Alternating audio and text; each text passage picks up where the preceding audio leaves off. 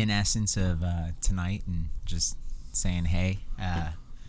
Wanted to say welcome to Closed Cover Podcast, and as you could see, my counterparts Jason Cood and Jonathan Laborde are out tonight, but we have the podfather James Grayson sitting in a chair, and we just said we wanted to get back at it and talk a little bit, and first talk about, Go Talk Texas. Sure.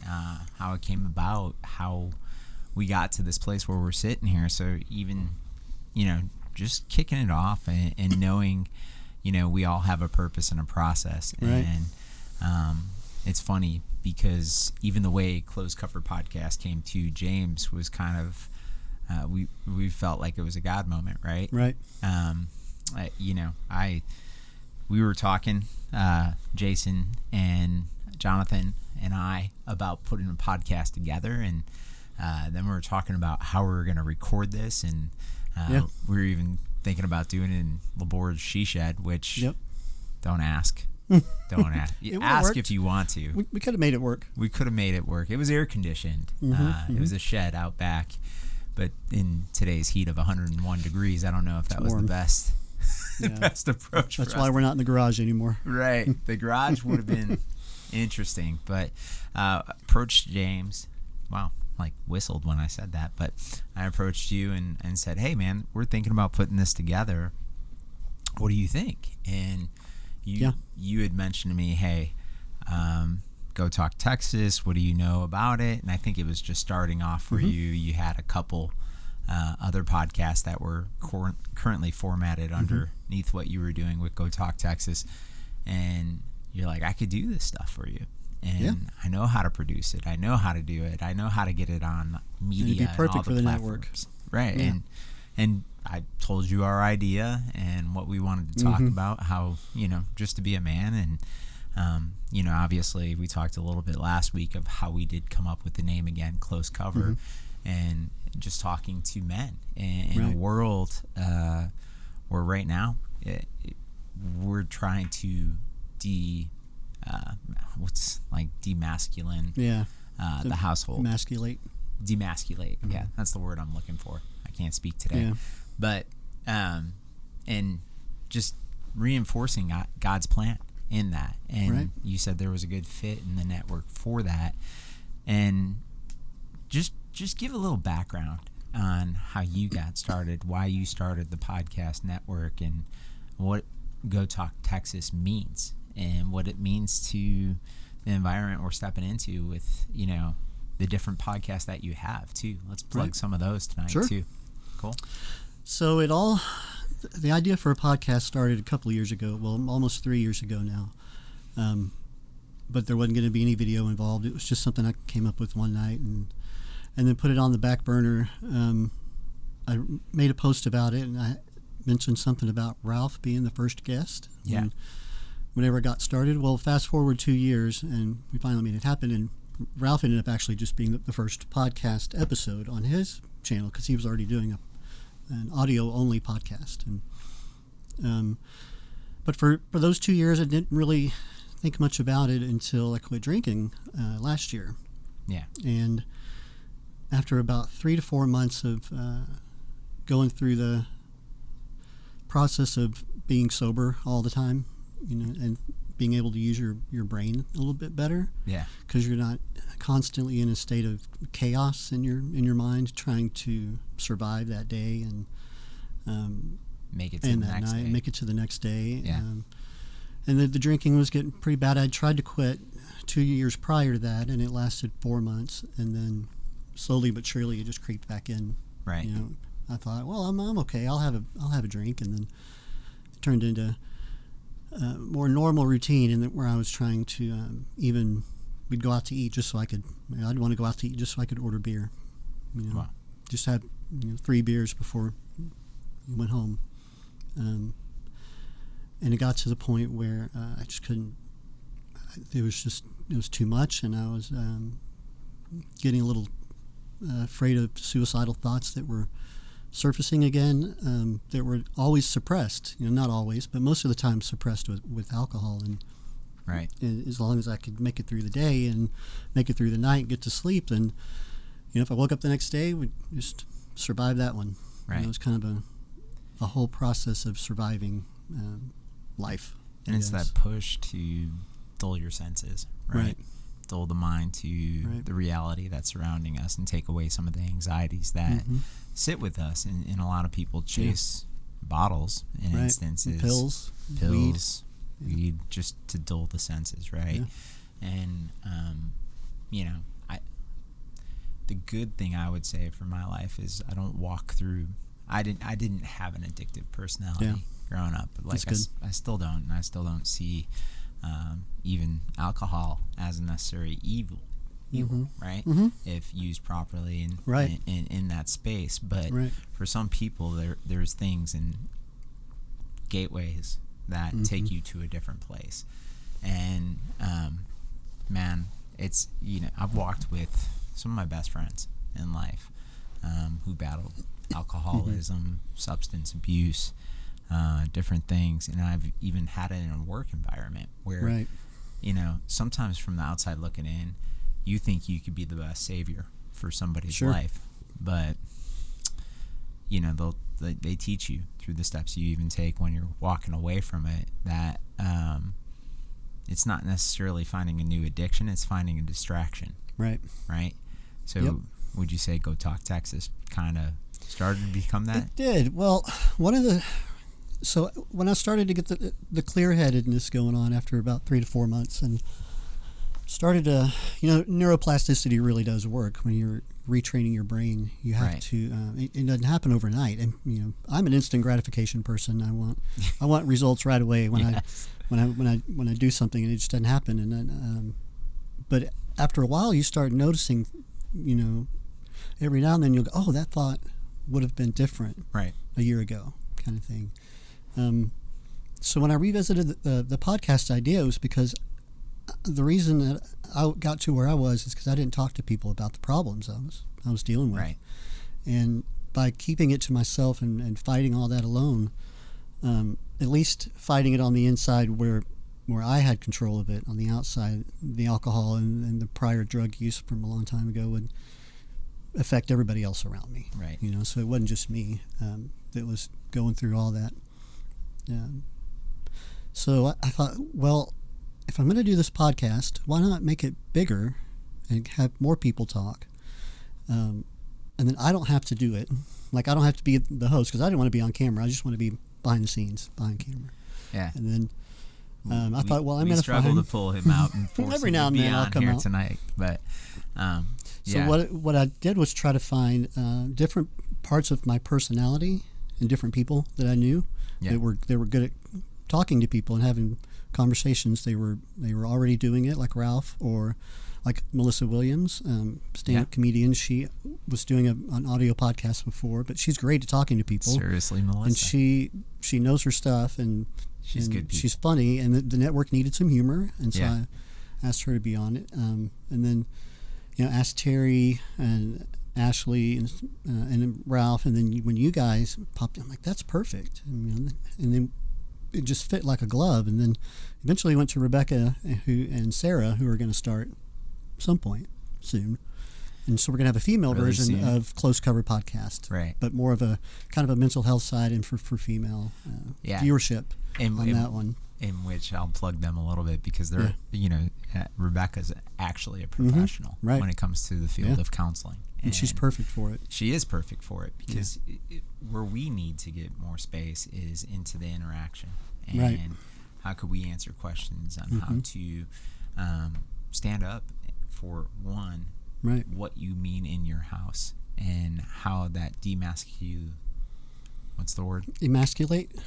Emasculating the home is hurting the environment and what your kids see in that. I mean, you've heard us all at the table before even talking about the reason why we do some of the stuff we do is because we have boys in our house. I mean, we have full families in our house, and even the women in our house, treating them in a way of respect and care and honor is something we thought it was a great thing to talk about. And you mentioned the best thing about voices and voices in a room, and when we came together, that's what we wanted to do is really just cast light on positive thinking, like Right. where it is in your relationship with Christ, one, and why it's not so much like for us to walk around and look at that relationship and think of it as a bad thing, right? Where society wants to tell us, like, you're going to judge me because you're a Christian man.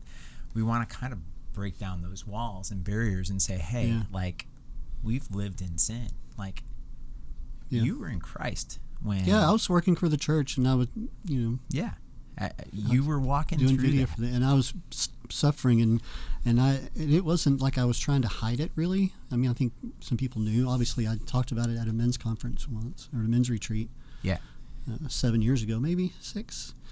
But other, people knew. They just Right. didn't know really the extent. But there was, every Sunday after church, I'd stop at HEB and get beer on the way home. Yeah. I'd get lunch, something to cook on the grill, a 6-pack of beer, and I just left church. Right. And that was normal. But you walk through the doors of some churches, and some people look down on you or frown upon you for that. And what we want to say in that situation, and what we're coming to say, is being a man is actually standing up for the faith and knowing that Christ invited tax collectors to his table.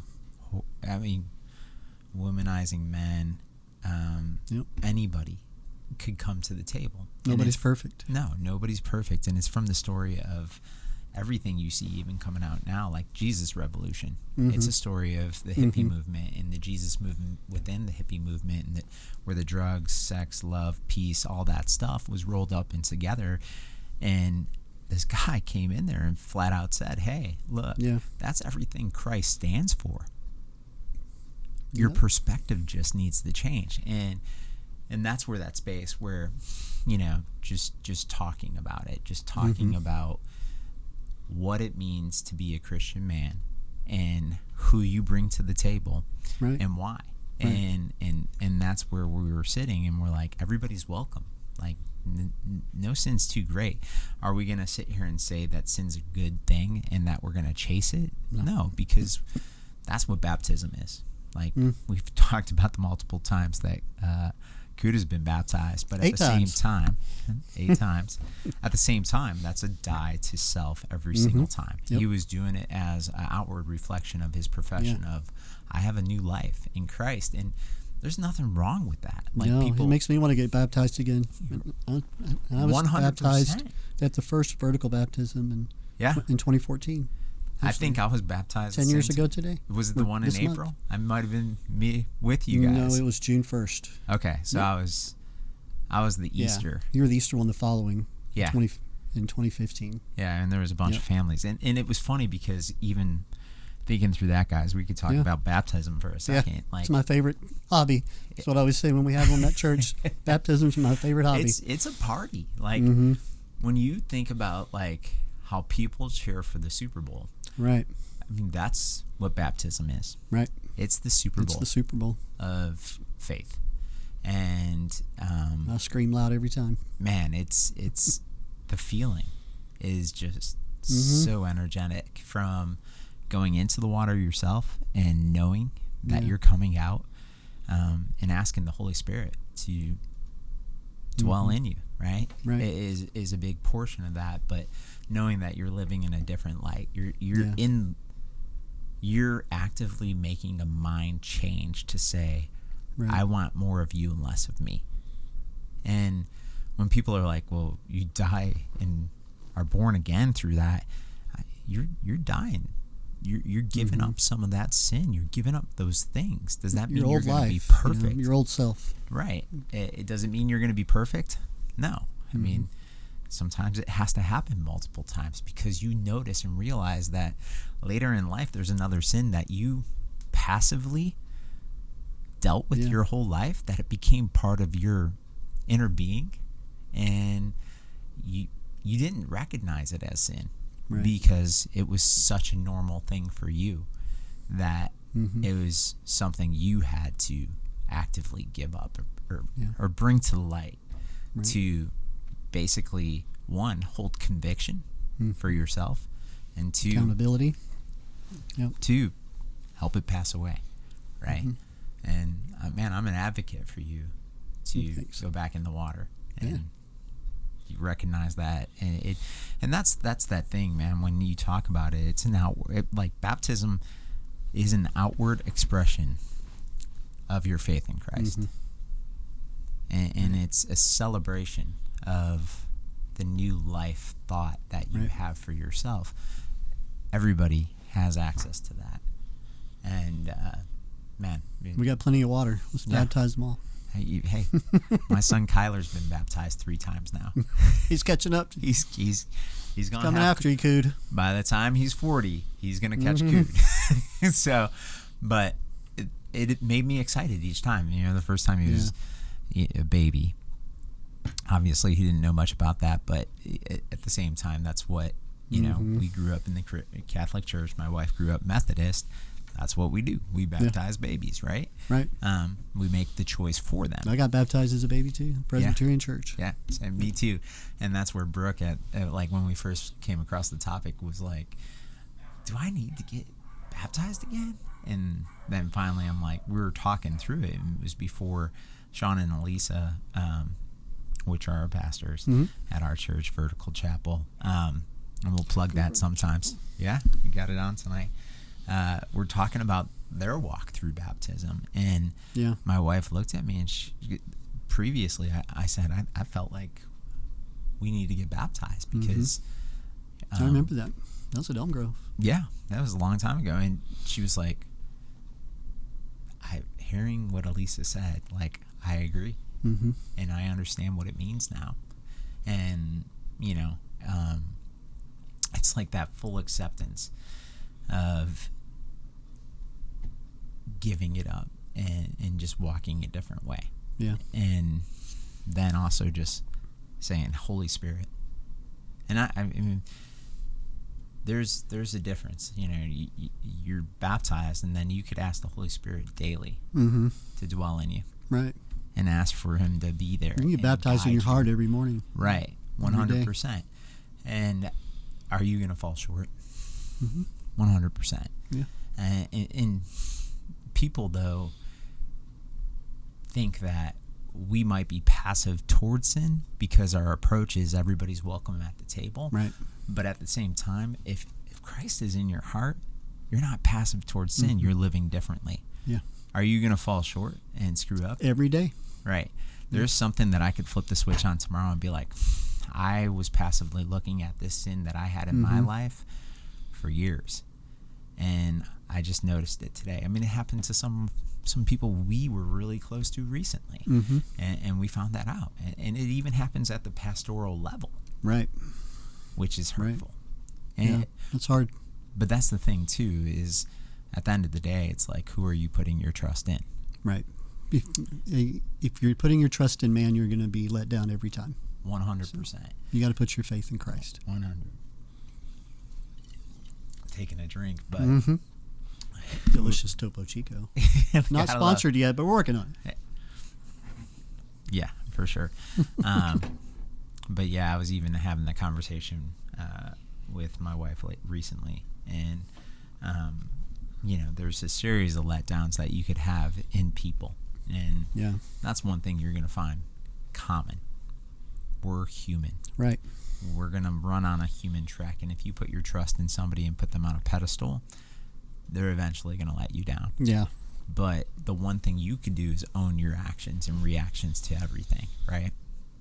Yeah. And check your own grace. You know? Right. Put yourself in a circle and look at everything on the outside, and then remove yourself from that circle and find everything. Yep. And 9 times out of 10, when you walk through work issues, life issues, child issues, marital issues, everything, who's at the center? Yep. In a relationship with Christ removes you from the center, and that's the focus. Is, you know, and I think when you talk about different perspectives, and you talk about Go Talk Texas, and you talk about different people and personalities that you're putting together on this network to talk to people, right? It's about conversation, and removal of self. Mm-hmm. That's it, right? Yeah. So, I don't know. Talk a little more about that, man. So the whole idea for Go Talk Texas, obviously it's a play on words for my company name as well, which is Go Texas Productions. And one day I was standing at the whiteboard and I just kind of looked at some letters and looked at, and all of a sudden things made sense. And I went, there it is, Go Talk Texas. Yeah. That's going to be the network. Now I have to find out who is going to be the host, because I wasn't planning on doing it. And not because I didn't really, I love talking to people. I talk to people all the time, strangers all the time. That's why I was a great bartender, because you're meeting new people all the time. You have to spend an hour or two at least with them if they're eating, if they're hanging out for a while. You might as well get to know them. But I didn't really want to be on camera, just because I've never really been on camera since high school, I think. Yeah. And that was for, choir and just solo stuff. But but also wanted to be able to do all this too, and not have to, anybody else have to worry about it. The back end stuff I already knew how to do, and I already had most of the equipment. I just had to buy stuff here and there to get it going, and then I could provide the service that people. Part of the problem with I try not to use the word problem anymore, because it's a negative. It just has a negative word. The connotation. Negative connotation. Part of the challenge with podcasting is a lot of the technical stuff. You have to know audio. You have to know video if you're going to do video. Yeah. But then you have to know how to edit. You have to know how to promote. You have to do all the social media that you might not want to do. Right. So if I could consolidate all into one place and just have people come and record, then it would be easier. Yeah. For everybody. And just put systems in place, build a studio, and go for it. I'm laughing because I'm pausing in my mind and thinking about what mine, Jason, and Jonathan's. What your thought was at the beginning? Well, what our podcast would look like without James Grayson. Well, yeah. And and I had the visions, and you guys had the talkie-talkie. Tickety-talkie and stuff like that. But so it kind of gave me a chuckle, because we were going to take all that on, right? It's a lot to take on if you don't know what you're doing anyway. I mean, you can learn, obviously.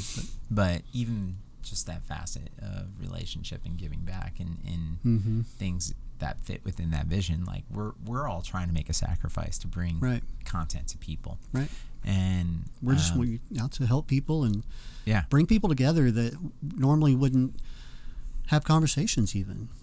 Right. Trying to just talk about anything. Right. And these guys at some point too are going to kick off a series on basically testimonies and doing some stuff with that, which is I'm excited for it. Yeah. Because at the same time, every single person has a story. Right. And a lot of the times we sit back and think we're so different than most. I mean, there is position, and there is opportunity, and there is free will, right? That mixes in with everything. But at the same time, like there's knocks that each one of us have had and can talk through in life. Like I say, I didn't have an addictive personality, but yet I still walk through a lot of crap. And I mean, you had kind of from what I can tell, an addictive personality to excellent performance in sports.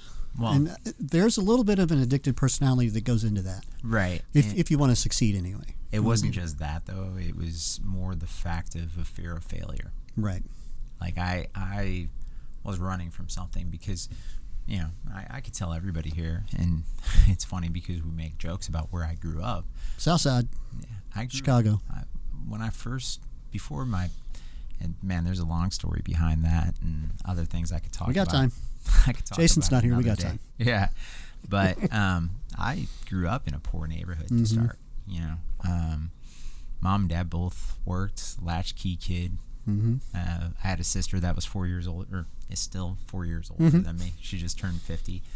Happy birthday to my sister. Happy birthday. Yeah, in April. So, but 2 months late. Yeah, 2 months. But at the same time, it was. My relationship with my dad was focused on the athletics. My relationship with my mom and my sister, my mom was the rock, man. She was super social, like pulled me into things and made me become more of that, where my sister probably was a little more along the lines of introverted but caretaking. Hence, she's a social worker to this day. Oh, wow. Or in social work in nursing homes and stuff like that. But That's great. It was always the fact that we didn't have much those first 12 years of my life. And there was a key turning point in that changed us and moved me from what would be a bad neighborhood in Chicago to a better one. And I went from poor South Side neighborhood to middle class, upper class neighborhood in the southwest suburbs. And I was the one kid wearing cross colors and purple jeans and stuff like that. I was like, I stuck out like a sore thumb, kind of like I do in Texas, right? Yeah. And you blend right in now. there was things that came with that too. I mean, my friends probably can talk about how they used to give me crap when I first came in there because I didn't fit, right? I wasn't part of the mold. But that's the other thing you learn in Christ and your relationship with it. It isn't to be part of something. It isn't to be, you're supposed to be set apart. Right. You're supposed to be different. You're supposed to draw attention in a weird way. And I didn't even recognize it in my life at that point, but I was bringing a different perspective because I had lived a lot different than those kids that I met in that situation. They had never seen that environment. I mean, I walked through one of my best friends whose dad was a CEO at a high up company, but he was always bailed out of situations. So he walked through so many problems with drugs and alcohol through life because if somebody's always bailing you out, there's no consequences for your actions. Right. And except death eventually. Right. And it hurts. And sometimes that works its way into your relationships. It works its way into your life. It works its way into everything you do. Where for me, my first 12 years of my life, I had teachers that would tell me, you live in this place. You're never going to amount to anything. Wow. You're going to always live 10 miles from here. You're going to live in the same neighborhood you grew up in, and you're going to constantly fail. And you're going to probably die when you're young. Like, thanks. Teachers telling me that. Wow. When I was a kid, right? So, I mean, fast forward to those spaces in that new neighborhood I moved into. I relied heavily on my athletic prowess to actually make friends. So that made me force an identity on myself, in which sometimes that didn't fit either. And, I made myself greater than, right? Because I needed to be greater than in my mind. And then take that into college, take that into my relationship with my wife, which, she called me out, and she was a good experience to learn with it. But I didn't get to Christ till my 30s, right? We always knew that church was important and stuff like that, but we started going to a little church called Cross of Glory in Lockport, Illinois, and I had a Pastor P.J. who did a sermon on just self-structure. And your body is your temple, right? Why would you not respect it and respect it for God? Garbage in, garbage out kind of sermon. And I don't know what happened that day, but it changed my life. And I was saved at that church. And I actually got approached at that church, and they asked me to be the discipleship chair of the church within my first year of being there. Wow. And I looked at them square in the eyes, and I go, what does that mean? What's discipleship? Do I got to read the Bible? Oh, yeah. Yeah. Comes along with it. Yeah. So, not to knock a church for asking a guy to be a discipleship chair without ever reading the Bible cover to cover. Sometimes the Bible reads you. 100%. And God's got jokes. He's funny like that. Oh, yeah. Yeah. So, that's when I was walking into the work world, and I interviewed with a company, and they're like, as I'm a sales guy, I always have been, was actually one of the higher performing sales reps anywhere I've ever been. So just like to have conversations and ask questions about people. I found out selling's not really selling. It's just finding people, out. It's relationships. It's finding out what somebody's about and just having conversations. And I didn't know that early, though. I was called a bulldog early in my sales career because I would push my way into a sale. Like the Wolf of Wall Street, but... Yeah, but I always rated PG. I had a moral compass, though, even in those times where I wasn't going to sacrifice things to try and get something done. And I won't say that I was always within that compass younger in my life, but even now into upper management, executive leadership, I'm going to tell you what I'm going to tell you. Right. And if I can't... there was always a saying, if you're only as good as your word, right? And I really took that to heart. Like, if I give somebody my word, I want to be able to stand by it. I don't want to be made a liar within the situation. And so it helped me get past assumptions in my life. And but the biggest thing that I could say, though, even through that, my addiction was I had to be number one because somebody early in my life told me I was always going to fail. That's good.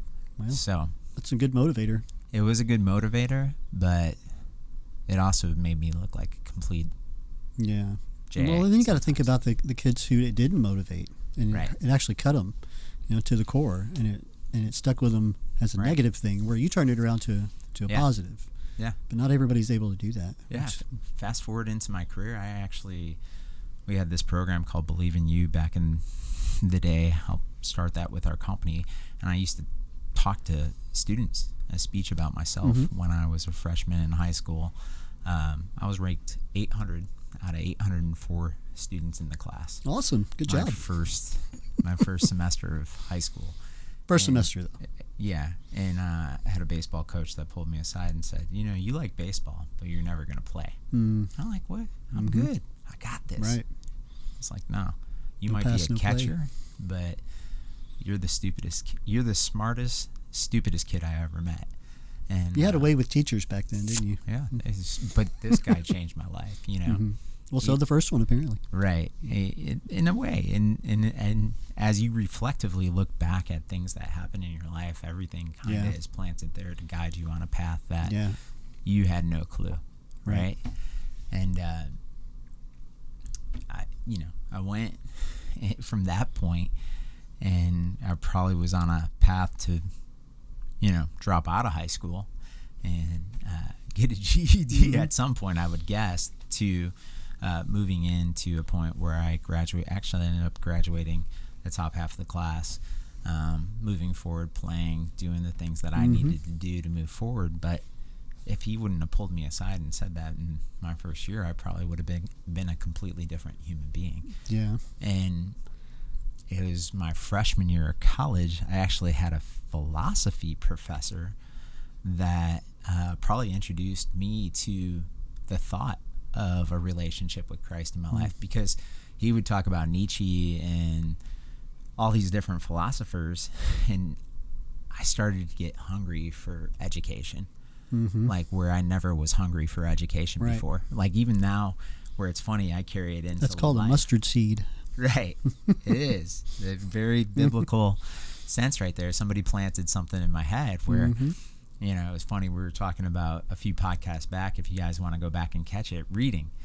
And I read developmental books and books on religion and philosophy and leadership books, and the power of your mind, and the power of the positive thought, and the power of just keep that neuroplasticity going in the right direction. 100%. And then also too, what you're feeding your body that affects the neuroplasticity in your body. So I mean, there's so many different layers, and sometimes people will look at me in that and be like, I don't want to have a conversation with you because you're going to talk about some weird. You're going to go get all philosophical. And I will jack up some names and I will jack up words. And, but at the end of the day, I learned that it doesn't matter. You know, none of that stuff matters. Like, I was striving to be first in everything. But at the same time, I was burning people. Yeah. In every which way. And then, because you're pouring into yourself too much and not others. It is a prideful thing. And it is a thing that is a disease that if you chase failure or try running from it, it's going to just be biting at your heels the whole time. And then you're going to sacrifice your moral compass to walk away from that.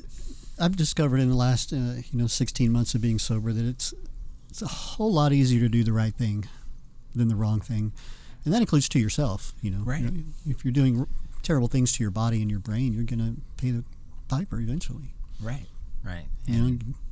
There's all sorts of damage being done internally for alcohol and drug abuse long term, and mine was a very long term. So I feel very blessed that I haven't had any problems with that yet. But But in that, it's the continually bringing it into the light and having the discussion about it. We sit in groups, and this is an encouragement for everybody is, the reason why alcoholism has a program and groups that go with it is the counsel of others is what heals you. And if you're not surrounding yourself with people that, one, differentiate you and your mindset and challenge you in a way, you're just going to progress in that and stay even keel. Which if you're okay with where you're at, that's fine. Don't change. But I'm not here to direct people and say, hey, you should always look to be getting better.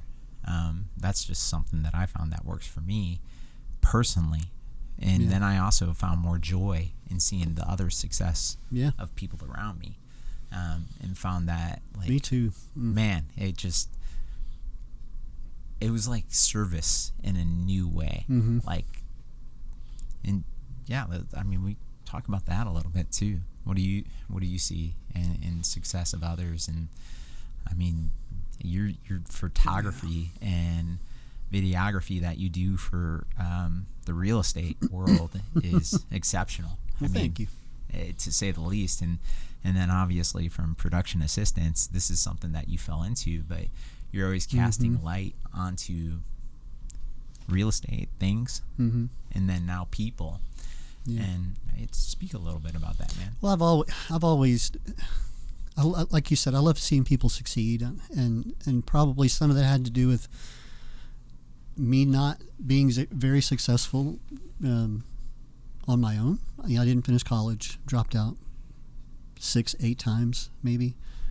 Eventually went back for photography stuff and got a couple of years of that in. I had 55 or 60 hours of college, but it was mostly all just the extension of high school stuff you have to get at the very beginning. Until I specialized in the photography and went back, and then you get to a point where technically you've learned everything you need to know from a technical point of how the cameras work and everything. Everything else after that is just your creative eye. You can't. That's not stuff you can teach in a classroom. You can teach people the fundamentals, and then if they're not any good with their creative side of their brain, then they're going to get bored with it, for one, because they're not going to be putting the time and the effort into it that they want to. They might love taking pictures, but don't know really how to do it. And I think for me, that's where I eventually found that that's where I was good at something that I could turn into a successful business instead of having to work for somebody else and fix computers. I was working as an IT manager for a while, and then I was a bartender for a long time, and of course I wasn't going back to doing that. At one point, there's just not, when you have little kids and stuff, you're working too late at night, and it's a lifestyle that encourages alcoholism. And it's an easy environment to fuel your habit, Right. and it just makes things worse. And so I never really felt successful in a way, but I loved seeing other people succeed, success Right. stories. And then eventually found my groove with, cameras and the real estate industry, which I had a real estate license when I was 26, and I never used it really. I did like apartment leasing. What's that sound like? And I was working I was still working in bars and nightclubs at night. Yeah. And so I was, living that lifestyle, awake until 4 or 5 in the morning, and then not going into work in an apartment complex at 9 in the morning after, drinking all night. Honestly, when you're working in a bar, you're drinking all night. Yeah. Unless you have really good self-control. Well, it's funny. I don't think did I ever tell you I used to be a bartender and a bouncer in college too? I don't think so. I know that lifestyle well. Yeah. So. It's a young woman's game. Yeah, that's And how I thought I was the king of the world, and I could pick up. You run out of energy and do everything I wanted. Yeah. I take it back. There are a lot of people that are my age and older that are still in it. But if you're going as hard as I was at the time in my 20s and part of my 30s, you're going to burn out on it. Right. Right. And so when I found my groove to be a successful venture, I'm like, well, I'd already been doing video at the church, and we've been doing testimony videos and stuff there, and baptism videos and stuff there. And those just, those don't really feel like work. Right. This is fun to me. Right. So it kind of takes the work stress out of it. At least once you got to the point where I didn't have to worry about how I was going to pay my bills anymore. Right. Because God just kept blessing it with referrals and thank you all and word of mouth and like you said, a lot of it I think has to do with the relationships, because there are a lot of people out there that are just as good as me, if not better, and better. Right. But I've been told from clients that the personality in a relationship has a lot, the bonding of the client and photographer relationship, and because they're entrusting you to be a representative of them when you're at the client's house, kind of thing. Correct. So you're an extension. And sometimes they're not there, so they have to trust you to handle everything and have a good personality with the client, not be rude and not be, you get to a house sometimes it's not ready. It's not necessarily anybody's fault. I always try to give people a little bit of grace, because I know how hard it is to get your house ready to move. You got to, especially if you have kids, you got to pack everything up. You got to clean everything. Blinds, windows, ceiling fans, stuff people don't even think of, and and sometimes the listing needs to happen pretty quick for certain reasons. Yeah, and so they don't have time to get it made, or they don't have time to pack everything up. So everything's shoved in the garage or in closets, and you make the best of it. Move stuff from room to room, and I know a lot of photographers hate that. They won't. And no, fault of their own. Some of them, they just don't have time to, or it's bam, bam, bam, bam, bam. They're running multiple photographers, and so it's a pretty rigid schedule for them. And I have a little bit of built-in room where I can chill for a little bit. And sometimes I go, I'll have to come back, or it's not going to work out today. And that kind of stuff. Just if you're helping the client succeed, then you succeed as well. Correct. So we're going back to that success thing, and seeing people succeed is. And real estate was always an industry I enjoyed. Right. So when I left Lockhart Ford back in 2019, I was like, I don't want to go back into an office in a cubicle. Yeah. I can go work at any tech company probably and just answer phones and fix computers or do whatever. Man, but I didn't want to do that. That you were working in the auto sales department, like online with them. But and it was great. I loved it. But it was just to the point where my position wasn't really warranted anymore. Well, there wasn't enough business coming in for it. Career, job. I mean, you hear people talk about it a lot of the time too. And 9/10 of us settle. Right. Because I settled all the way up to 46. Right. And for me, God he continually pushed me into a leadership position where I didn't even recognize it happening. Mm-hmm. And then when I saw people underneath me succeeding, I was like, yeah. And, my first stint with leadership was in Wells Fargo. And, man, just that was kind of my addiction at some point there, was seeing others succeed. Yeah. And there's how it makes you look good too, you know. It did. I mean, and not that that's a bad thing, but right. because you're supposed to look right. good, you're supposed to succeed, and so right. are the people below you. So when it happens and everybody's great, and everybody's happy, breeds success, and right? You know, everybody's smiling all the way up the ladder. Yeah, so you can't. And that's where it's funny because talking about books again, I could mention author Patrick Lencioni, and I mean, one of the things we battle as a corporation right now, where I'm working, is people working in silos, right? Mm-hmm. And how do we break down those barriers? And it's funny, we've talked about the book Extreme Ownership here, mm-hmm. and I still need to read that. It's one that we're utilizing at work, and it's the situation of, like, even if something bad happens outside of your control, there's still a mechanism within your inner being that has control over mm-hmm. that situation. Mm-hmm. And it's recognizing that everybody around you wants to see the same result. Some are in it for right. self-promotion, right? Which you're always going to find that. Right. You're not gonna run away from it. We have an inherent need for advancement mm-hmm. in our lives, right? And more success in different things, but it's also how you get there, mm-hmm. you know. And I've noticed True. over even years in leadership where people will, you know, self-promote, mm-hmm. and sometimes it doesn't show itself for 5 to 10 years, but when it shows itself, it's like an ugly lie that's been sitting behind you for your whole life. Yeah. Right?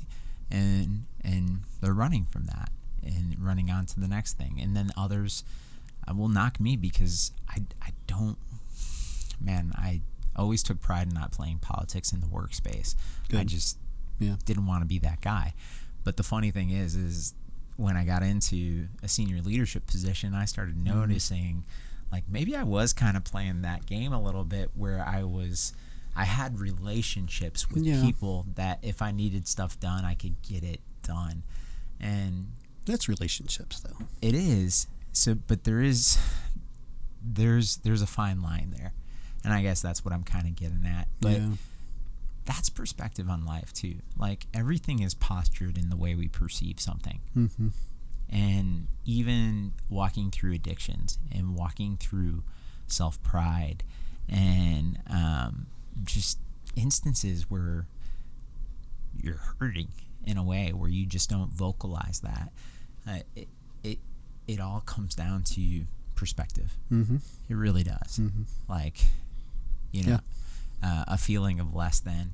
And I battle this with my kids because sometimes I could see it in their anger. Like, when something happens, I'm like, man, he really feels less than right now. Mm-hmm. I mean, some people are born with different abilities, and like, just walking through, you know, from athleticism to creativity to artistic impression to what, you know, we're always searching for a purpose. Mm-hmm. Purpose-driven life.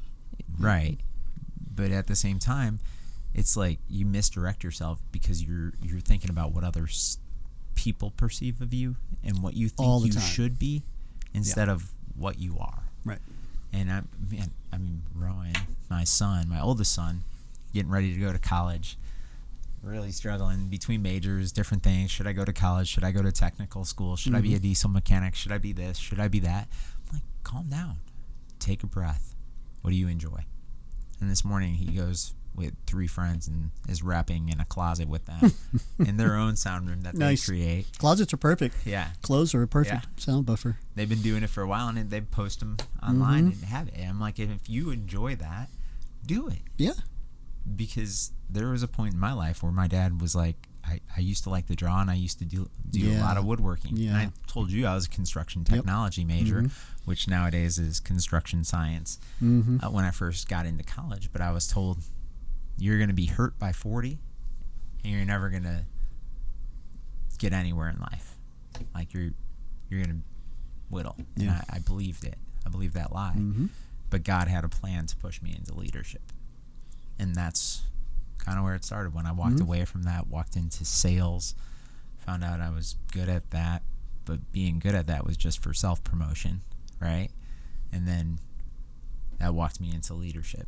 And then it became, okay, this is how I serve. This is my mission field. This is how I grow as a human. in this place and create a different kind of kingdom, right? Mm-hmm.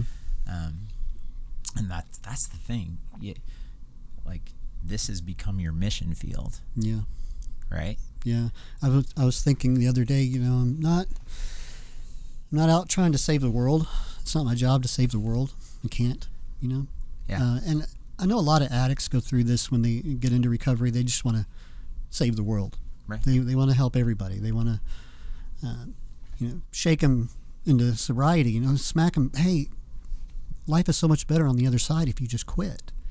And people like me for 32 years were just either didn't want to quit, didn't expect to live that long, or didn't think I deserved that kind of life on the other side. There was a lot of depression, obviously, in there. Just stuff that I'd convinced myself was me and that wasn't me. Yeah. That I let the devil convince me that I wasn't worthy of a good life, a happy life. Yeah. And not just happy on the outside for people to say, oh, look, they're a happy family, look at them. But really, inside, I just wanted to die. Yeah. So it's just kind of, so it's not my mission to save the world, but if I can save one person like me, then all of this will be worth it, no matter how long it takes. 100%. And I know there are people out there like me who are living a lie, and they're living in bondage to the addiction because they're either suicidal and that's their weapon, or they don't think they deserve anything better in life. And I'm not looking at you in the No, eye you're good. for a specific verse that I'm pulling up. Yeah. That's going to resonate with everybody here, but I'm still pulling it up. But Jeremiah 29:11, Mm-hmm. Speaking about the plans. I know the plans I have for you. Yeah. And to prosper you. Yes. And not harm you. My Bible's not pulling up, but I can't quote it word for word off the top of my head. But at the same time, I got plenty of Bibles around. Well, there's one, a very two things that got me going in life. I saw a lot of depression and anxiety growing up, and I've spoken a little bit about my family life and how that impacted it, and Philippians 4:6, which that's my family verse, that's my life verse for my kids, because it's something that I speak and pray over them all the time. So I could rattle that off the top of my head in 2 seconds, and that's, do not be anxious about anything, right, but in every situation by prayer and petition present your request to God. And that do not be anxious about anything, it resonates, because I think my anxiety was I always feared failure. One, because I saw it in my life where there were struggles as a family, and I didn't want to struggle as a family. And then two, that's me as a provider. I can't fail, right? I need to be the provider. I need That's to exact opposite, Jeff. Right. I was had a fear of success. Yeah. Because I didn't think I didn't think I deserved it. For one, I didn't think that if I did have it, that it would be justified.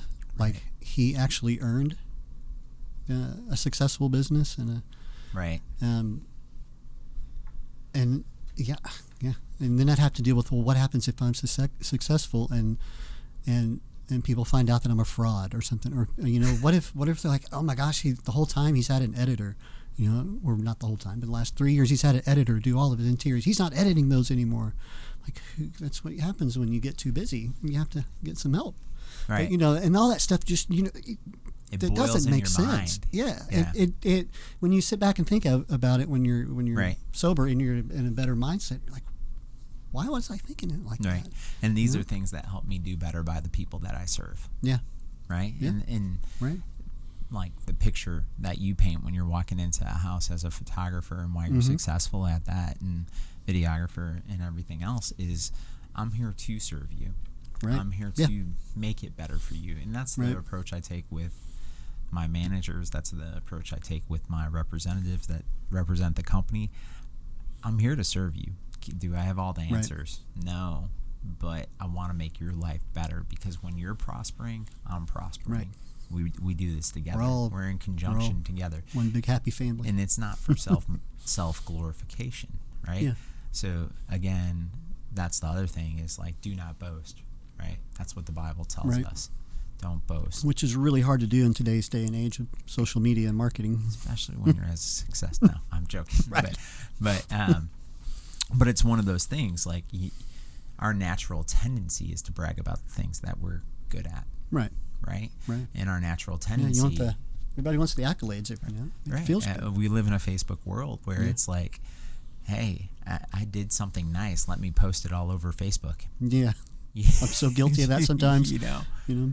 But that's the world we grew up in. And sometimes it's better not said. It's better just to do the things without expectations. And that's where my pride came into play, is I always had to be noticed and recognized as the top performing sales representative. Mm-hmm. And then when I became a manager, I had some of the most top performing reps in the nation. Yeah. And they were getting accolades, but first when I stepped in that, I'm like, why aren't you recognizing me for helping them get there? And then finally God was like, no, it's because you don't need the recognition. Yeah. It's not about you. Right. They recognized you by giving you the position to be able to mentor those people. Right. And so Jeremiah 29:11, for I know the plans I have for you, declares the Lord. Mm-hmm. Plans to prosper you and not harm you. Plans to give you hope and a future. Mm-hmm. I mean, it's there. Mm-hmm.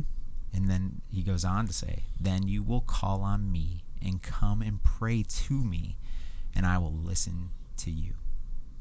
I love it. It's simple. Yeah. And that's the problem, is a lot of times we walk through life trying to create complexities for a relationship that is just that simple. Right. We do that with a lot of things, actually. Everything. As humans, that we make things so much harder than they should be.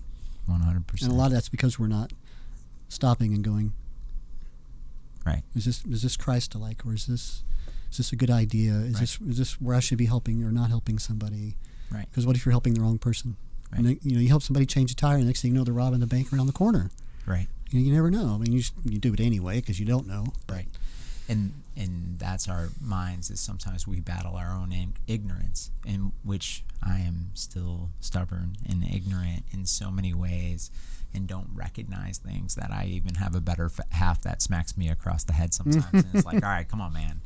That's like, you should have opened the door for me at least. No, but just little things. And, right. But that's what we're here for, guys, is, James, I wanted to thank you for being here, stepping in tonight. Thanks for showing up on the night you weren't supposed to be here. I was supposed to be gone. Laborde and Cood were supposed to be here. They got busy. That's all right. Here with it James, happens. It's a busy season with summer. Summer, gotta love it. But we got our Houston project kind of wrapped up and closed down early today, so I was able to get back and just be here. And but that's the thing, is we want to create a consistency for people and be here, and just stick with us. Come on, jump on the wagon. Jump on in. The water's fine. Watch all Go Talk Texas. And we have some great shows. I'm going to be going to Houston on Saturday morning to film 2 or 3 with Melissa. To record 2 or 3 with Melissa. Yeah. And we're going to be at I think her church, where her law office that she works for offices out of as well, I think. So we're going to set up in there and knock a few out. A legal comedian. Yeah. Yep. It's all. So it should be good. And then got one coming up for Ashleigh, I think, on What the Haze pretty soon. And then Ralph's always good at Man vs. Wild, Man vs. World. He's not quite sure. He's going to wait for somebody to sue him and figure it out later. But I keep you guessing. Then, of course, Rebecca and Sarah, Armchair Sessions is going to be theirs. It's going to be pretty soon, I think. That sounds interesting, because it's almost like Armchair Quarterback. Yeah, yeah. And those are their chairs. Yeah. And then we got Terry Lee on the front porch, and he's got a couple coming up too, I think. So we just got to get them all. Yeah. locked and as in. you can tell, you're a busy man recording us. So follow Go Talk Texas. Yeah, come follow us. On everything, every social media Yeah. outlet there is. I think you're even on TikTok as we spoke today, right? The Tickety Talk. The Tickety Talk. YouTube and Closed Cover Podcast falls right under that. Instagram. On Instagram, LinkedIn. on Spotify, LinkedIn, everything. Look for Go Talk Texas and Closed Cover Podcast. That's it. And we just thank you for joining us tonight. All right. Thanks for Thank you, coming man. in. All right.